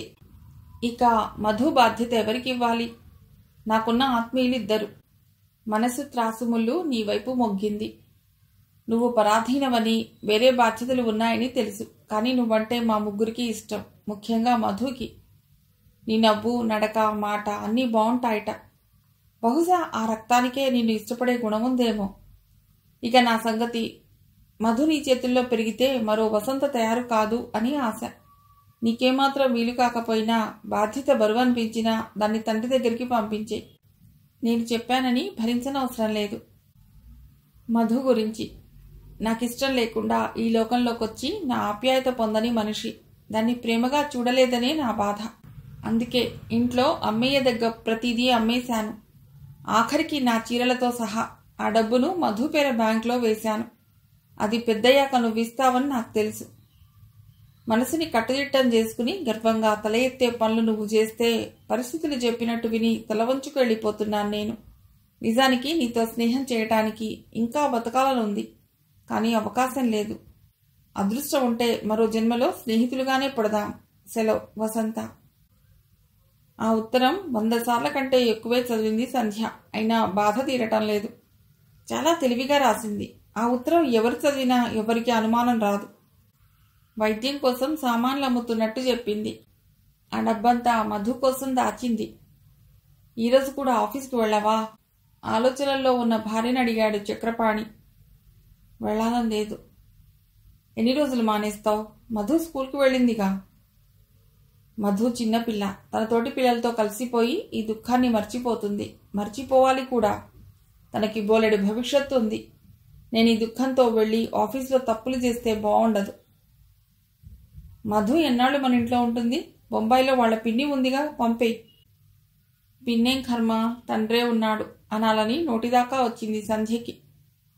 లేదు, ఆ పిన్ని ఇప్పటికే ఒక అమ్మాయిని పెంచుతోంది. మధుని పంపిస్తే బాగుండదు. పరాయి పిల్లని మనం ఎలా పెంచుతాం? ఇదే నా స్నేహితుడి కూతుర్ని తీసుకొస్తే నువ్వు ఊరుకుంటావా? మధు పరిస్థితి ఎవరికీ రాకూడదు. మీ స్నేహితుడి కూతురే ఇలా వస్తే నేను ఆదరించగలను. అది ఆ స్నేహానికి ఉన్న విలువను బట్టి ఉంటుంది. పైగా ఇన్నాళ్లుగా జాబ్ చేస్తున్నానే గాని నాకంటూ ఏమీ దాచుకోలేదు. ఇప్పుడు ఆ డబ్బుతో మధుని పెంచగలను. చాలా పరాయిదానిగా మాట్లాడుతున్నావు. లేదు, చాలా ప్రాక్టికల్గా మాట్లాడుతున్నాను. ఆ రోజు మధు బర్త్డే. తనకి సెలవు. సంధ్య కూడా ఇంట్లోనే ఉంది. కొత్త బట్టలు ఎలా ఉన్నాయి? సంధ్య అడిగింది. బాగున్నాయి ఆంటీ, మీ సెలెక్షన్ బాగుంటుంది అని మా ఫ్రెండ్స్ అందరూ అంటారు. ఇంతలో ఫోన్ మోగింది. సంధ్య ఫోన్ తీసుకుంది. అటు నుండి శంకర్ మాట్లాడుతున్నాడు. మధు, నీకే ఫోన్. మధు మాట్లాడి పెట్టేసింది. ఈ అంకుల్ ఎవరా ఆంటీ? నా ప్రతి బర్త్డేకి ఫోన్ చేస్తారు. ఆయన అంకుల్ కాదమ్మా. మరి? మధు, నీకు సంబంధించిన ఒక రహస్యం చెప్తాను. ఎవరికీ చెప్పకూడదు, నందుకి కూడా. చెప్పండి. ఆయన నీ తండ్రి. నిజంగానా? మరి మాతో కలిసి ఉండకుండా ఇలా?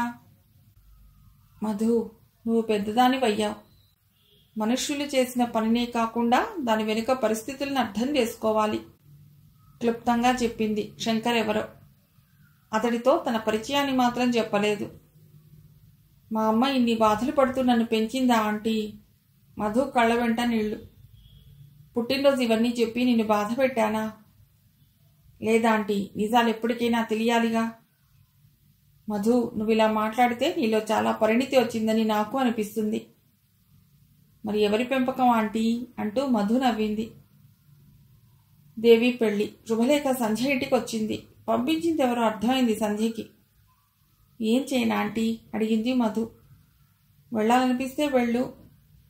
మీరు రండి ఆంటీ. నేనా? అవును, నేను ఒక్కదాన్ని వెళ్ళాలంటే భయం. మీరు కూడా బొంబాయి చూసినట్టు ఉంటుంది. మా డాడీ ఉంటారుగా, ఊరంతా చూపిస్తారు. అదే నా భయం అనుకుంది సంధ్య. మధు ఆమె దగ్గర మాత్రమే శంకర్ని డాడీ అని సంబోధిస్తుంది. మీ డాడీకి నిన్ను చూడాలనిపించి ఈ శుభలేఖ పంపారేమో. నేను కూడా వస్తే నీతో అతడు ఏమైనా మాట్లాడాలంటే ఇబ్బందిగా ఉండొచ్చు. నువ్వు వెళ్ళిరా.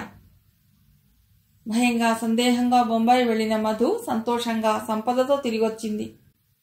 హైదరాబాద్లో తన పేరున ఉన్న స్థలం మధు పేరు మీద రిజిస్టర్ చేసిచ్చాడు శంకర్. ఆయన నా తండ్రి అని నాకు తెలుసంటే ఆయన ఆశ్చర్యపోయారా ఆంటీ? సంధ్య గారికి ఎప్పుడేం చేయాలో తెలుసు అన్నారు. ఇంకే, మంచి ఆస్తిపరురాలు అయ్యావు. మంచి బంగళా కట్టుకో. బోర్ కొట్టినప్పుడు నీ దగ్గరకు వచ్చి ఉంటాను.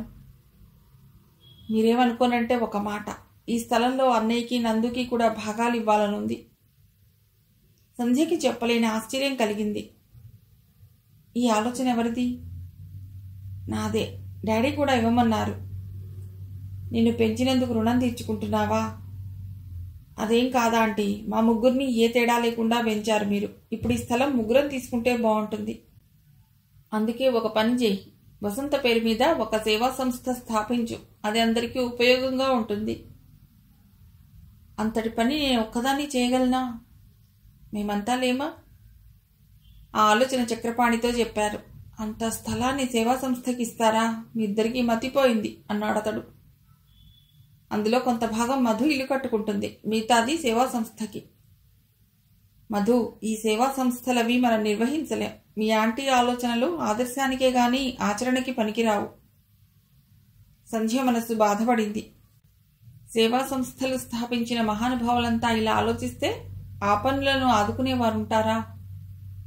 అవునమ్మా, నాకు హాస్పిటల్ కట్టాలని ఉంది. మధు స్థలం ఇస్తుంది, హాస్పిటల్ మనం కట్టుకోవచ్చు అంది నందు.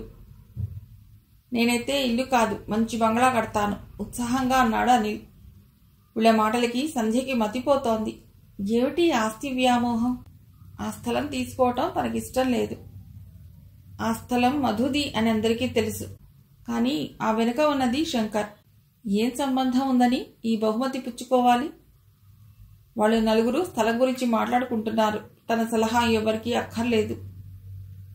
ఆ రోజు సంధ్యకి సెలవు. శనివారం కావడంతో శ్రద్ధగా పూజ చేసి తీరిగ్గా పేపర్ చదువుకోసాగింది. ఫోన్ తీసుకుని అది మోగటంతో, హలో హలో, నేను శంకర్ని. గుండె ఆగి కొట్టుకోవడం మొదలైంది. ఆగండి, ఫోన్ పెట్టేయకండి, మీతో మాట్లాడాలి. మధు ఇంట్లో లేదు. తెలుసు, శనివారం మీకు సెలవని తనే చెప్పింది, అందుకే ఫోన్ చేశాను. ఇంట్లో ఎవరైనా ఉన్నారా? మాట్లాడొచ్చా? ఎవరూ లేరు. మాట్లాడినా వాళ్ళెవరికీ అభ్యంతరం ఉండదు. ఒక్క సెకండ్ నిశ్శబ్దం. మధుని చక్కగా పెంచినందుకు థ్యాంక్స్. థ్యాంక్స్ చెప్పనవసరం లేదు, అది నా బాధ్యత.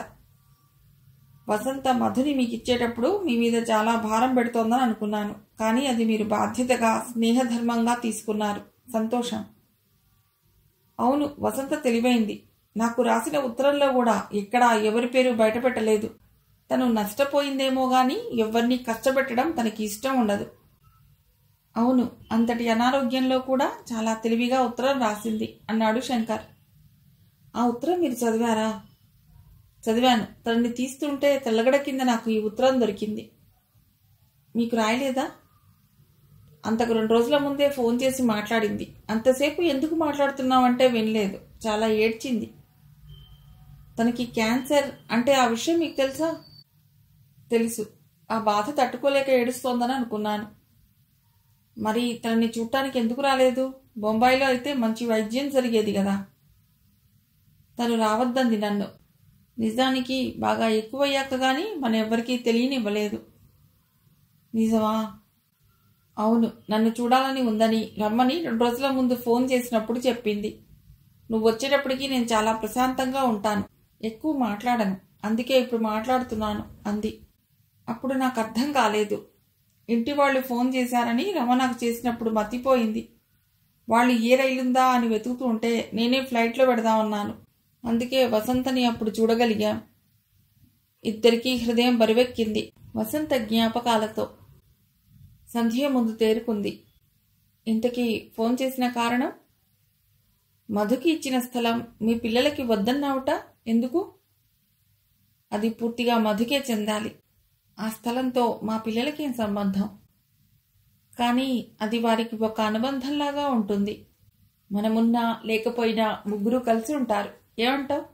సారీ, ఏమంటారు? పర్వాలేదు, ఏకవచనంతో పిలవచ్చు.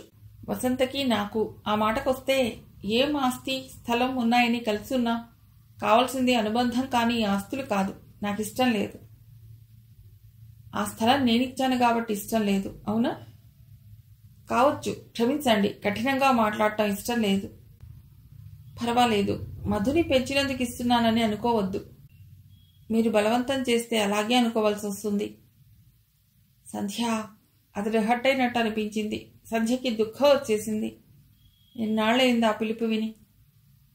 I'm sorry. పర్వాలేదు. ఏమిటి దుఃఖిస్తున్నావా?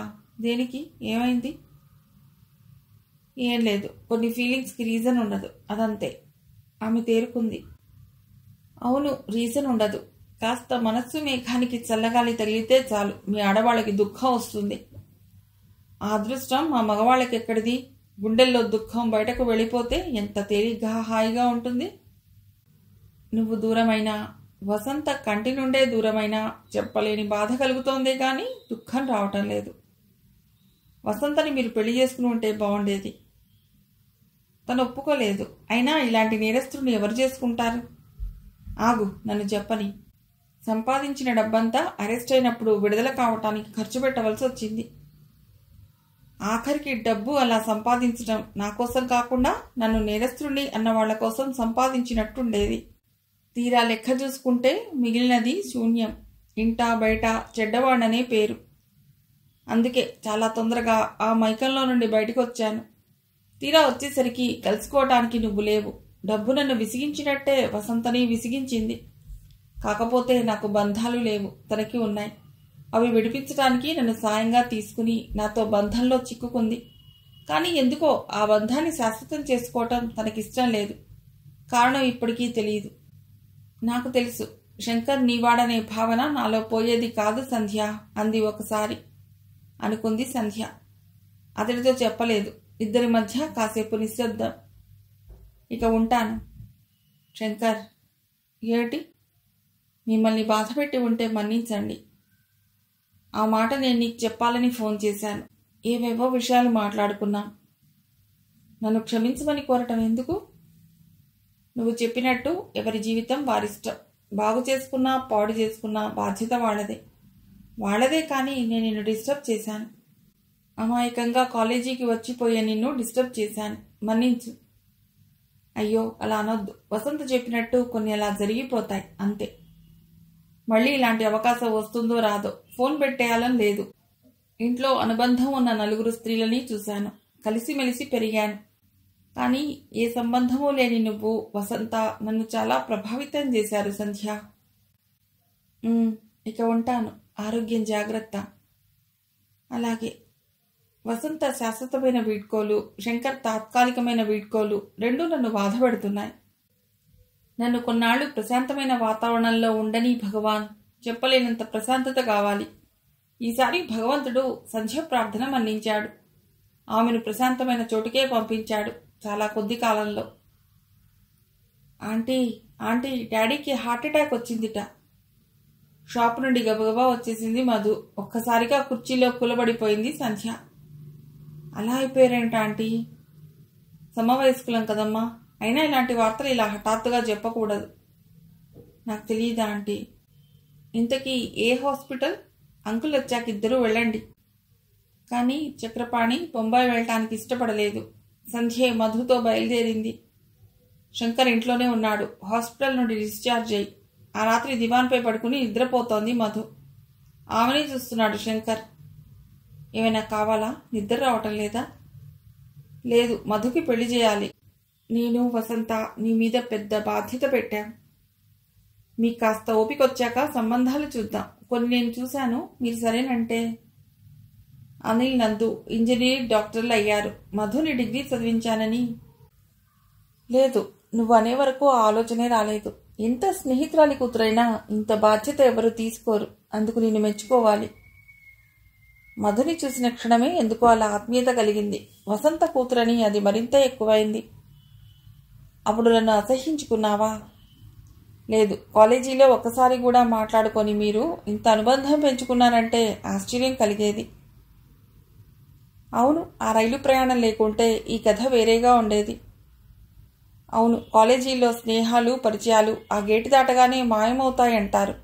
మనం మాత్రం విడిపోతూ కలుసుకుంటూ విడిపోతూ పెద్దవాళ్ళం అయిపోయాం. నీకు వసంతకి ఇంతలా పుస్తకాలతో సాన్నిహిత్యం ఉందిగా. మన ముగ్గురి కథ ఎవరైనా రాస్తే. నిజమే, మనం కొన్నాళ్ళైనా శాశ్వతం అవుతాం. కొన్నాళ్ళు శాశ్వతం కావడం ఏమిటి సంధ్య? శంకర్ నవ్వాడు. ఏదైనా ఎంతకాలం ఉంటుంది? బాధలోంచి సంతోషంలోకి, కష్టంలోంచి సుఖంలోకి వెళ్ళిపోతాం. సంధ్యలు, శంకర్లు, వసంతలు ఎంతోమంది. ఎవరి కథైనా కొంతకాలమే, ఆ తర్వాత కొత్త కథ.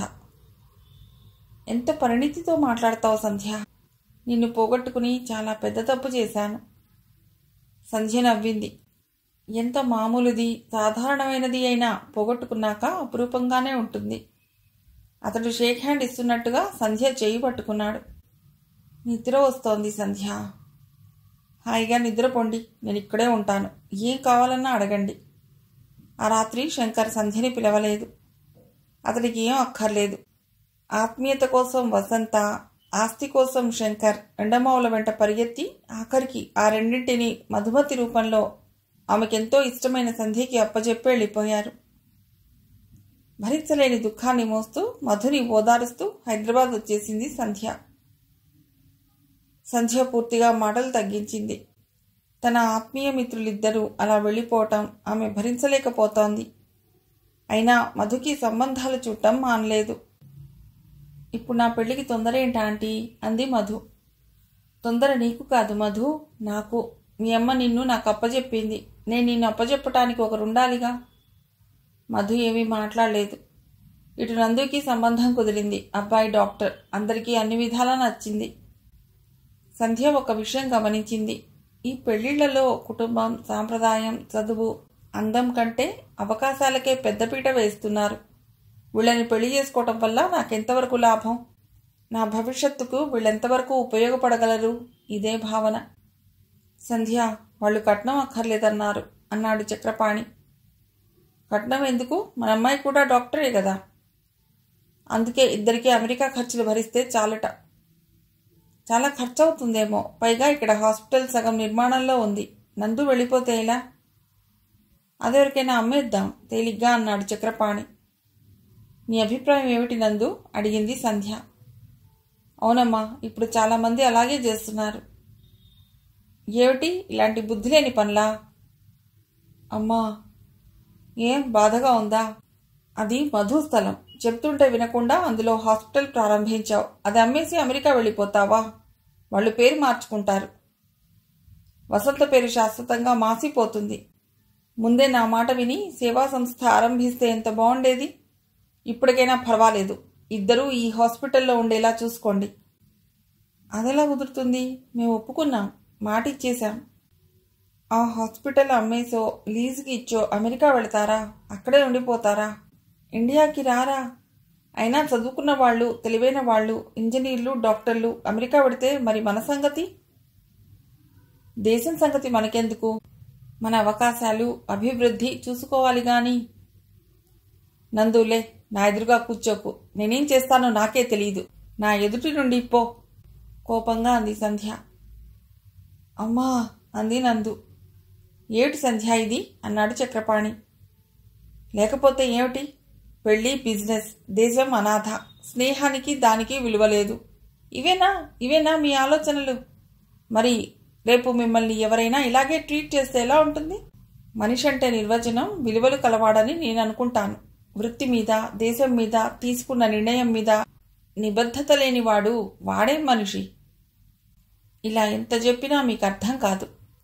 నేను చెప్పవలసింది చెప్పాను, ఇక మీ ఇష్టం. సంధ్య ఆవేశం ఆపుకోలేక కణిచి వెళ్ళిపోయింది. మధుమతి నా స్నేహితురాలి కూతురు బాబు, అయినా నా ఆరో ప్రాణం. ఈరోజు తనని నీ చేతుల్లో పెట్టాలనుకుంటున్నాను. నీకు ఇష్టమైతేనే చేసుకో, బలవంతం ఏమీ లేదు. మధుని చుట్టానికి వచ్చిన పెళ్లికొడుకు విజయ్తో అంది సంధ్య. నేను అనాథనే ఆంటీ, ఆ బాధ నాకు తెలుసు. మధుమతి అంటే నాకు ఇష్టమే. ఇష్టమైన వాళ్ళని కష్టపెట్టేవాణ్ణి కాదు. మధు పెళ్లి జరిగిపోయింది. నీ పెళ్లి చూస్తుంటే చిన్నప్పటి హెయిర్ అండ్ టార్టాయిస్ గుర్తుకొస్తోంది మధు. పెళ్లి కుదిరింది మొదట నాకు, అయ్యింది నీకు అంది నవ్వుతూ నందు. మధు విజయ్ ఇంటికి వెళ్ళిపోయింది. వసంత, నువ్వు అప్పగించిన బాధ్యతని నేను సక్రమంగా నిర్వర్తించాననే అనుకుంటున్నాను. ఇక మీదట మధు బాధ్యత విజయ్ది. ఏమైనా పొరపాట్లు చేస్తే నన్ను మన్నించు. మౌనంగా స్నేహితురాల్ని వేడుకుంది సంధ్య. అమ్మా, ఈ అమ్మాయి రాధ, మా క్లాస్మేట్కి చెల్లెలు. అనిల్ సంధ్యకి పరిచయం చేశాడు తనతో వచ్చిన అమ్మాయిని. అలాగా, ఏం చదువుతున్నావమ్మా? ఇంటర్మీడియట్ పోయిందా ఆంటీ? అమాయకంగా అందా పిల్ల. మళ్ళీ కట్టి పాస్ అవ్వద్దా? వాళ్ళ నాన్నగారికి ఇష్టం లేదమ్మా. ఈ ఏడాది పెళ్లి చేయాలని చూస్తున్నారు. తన ఇంటి దగ్గర దింపి వస్తానమ్మా. ఎలా ఉందమ్మా అమ్మాయి? తర్వాత అడిగాడు. నా అభిప్రాయం దేనికి? నీ సంగతి చెప్పు. నేను చేసుకోవాలనుకుంటున్నానమ్మా. అనిల్, ఏమిటిది? తను అమాయకురాల్లా ఉంది. చదువా పెద్దగా లేదు. సరే, ఆమె తండ్రి ఏం చేస్తారు? లాయర్ అమ్మా. రాధ వాళ్ళ అక్క, నా క్లాస్మేట్. తను కార్ డ్రైవర్తో పారిపోయింది. అందుకే వాళ్ళ నాన్నగారు ఈమెను చదువు మాన్పించి ఇంట్లోనే ఉంచేశారు. అంటే ఈ రాధకి చదువు లేదు, కనీసం నీకంటే 5 ఏళ్లు చిన్నది, వయసుకు తగ్గ బుద్ధి ఉన్నట్టు లేదు. ఇదేమి పెళ్ళి అనిల్, ఎంత ప్రేమైనా దానికి కొన్ని అర్హతలు ఉండాలి. నేను ఆస్ట్రేలియా వెళ్ళటానికి ఆయన సహాయం చేస్తారమ్మా. నోరు తెరిచింది సంధ్య. ఇవి వివాహాలా, వ్యాపారాలా? నాన్నగారికి కూడా ఇష్టమే. ఇక మాట్లాడేదేం లేదు.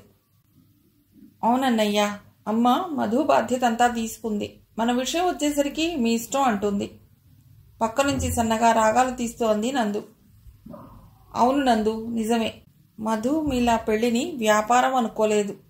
కొద్దో గొప్పో నా అభిరుచులకు అనుగుణంగా ఉంది. మీరే ఇలా తయారయ్యారు. ఏటమ్మా ఏదో తప్పు చేసినట్టు మాట్లాడతావు? నందు చేసుకునే రాజా, నే చేసుకోబోయే రాధ బాగా ఆస్తిపరులు. వాళ్ల ఇళ్లల్లో అడుగడుగున ఐశ్వర్యం తాండవిస్తుంది. అయితే మనకేమిటి? రేపొద్దున వాళ్ళకి మీరు డబ్బుకి విలువ ఇస్తున్నారని తెలిస్తే ఎలా ఉంటుంది? ఏం పర్వాలేదు, మనం చెప్పకుండా ఉంటే సరి. సంధ్యకి నిరాశ పుట్టుకొచ్చింది. వీళ్ళు తన చేతుల్లో పెరిగిన పిల్లలేనా? ఇంత ధన వ్యామోహం ఎలా వచ్చింది? ఆఖరికి భర్త కూడా తన మాట వినటం లేదు. ఏం చేయాలి? ఇంత గందరగోళం మధ్య ఒకటే ఓదార్పు. తను మధు బాధ్యత తీర్చుకోగలిగింది. ఆమె ఆ మర్నాటి ఉదయమే ఇంట్లోంచి వెళ్ళిపోయి ఆశ్రమం చేరుకుంది. ఇది స్వామీజీ నా కథ, బాగుందా? అడిగింది సంధ్య. బాగుందమ్మా. ఇది నాకు నువ్వు చెప్పిన కథ కాదు, నీకు నువ్వు చెప్పుకున్న కథ. అవునా? కావచ్చు స్వామీజీ. ధనం వెంట పరిగెత్తి పశ్చాత్తాపడిన 2 జీవితాలు సమీపంగా చూసిందాన్ని. అదే అనుభవంతో చెప్తుంటే నా పిల్లలే వినటం లేదు. కానీ నువ్వు కనిపించలేదని వాళ్ళొచ్చారు, మర్చిపోయావా? లేదు, అది నా మీద ప్రేమతోనా, పరువు పోతుందనే భయంతోనా అన్నది తెలుసుకోవాలి. మళ్ళీ సంధ్య అంది. వద్దు స్వామీజీ, ఏమీ తెలుసుకోవద్దు. ఈ ఆశ్రమంలో ప్రశాంతంగా ఉంది. 2 పిల్లల్ని ఈ లోకంలోకి తెచ్చినందుకు, ఒక అమ్మాయిని పెంచినందుకు బాధ్యత తీరింది. వాళ్ళు వివేకవంతులు. వాళ్ళ జీవితాన్ని వాళ్ళు ఇష్టమైనట్టు నడుపుకునే హక్కు వారికి ఉంది. ఏమంటారు?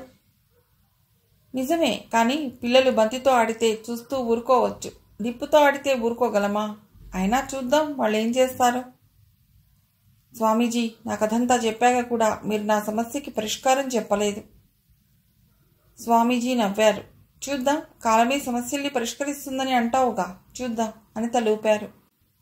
అమ్మా, నువ్వు ఇక్కడ ఉంటే ఏం బాగోలేదు, నువ్వొచ్చేయి. చెప్పానుగా నా అభిప్రాయం. నందు నువ్వు అమెరికా వెళ్ళాలని, అన్నయ్య ఇంకో దేశం వెళ్ళాలని. ఎలాగో మీతో పాటు మీ డాడీ వస్తారు. అప్పుడు నేనెక్కడ ఉండాలి? అందుకే ఇప్పటి నుండే ఆశ్రమాన్ని అలవాటు చేసుకుంటున్నాను.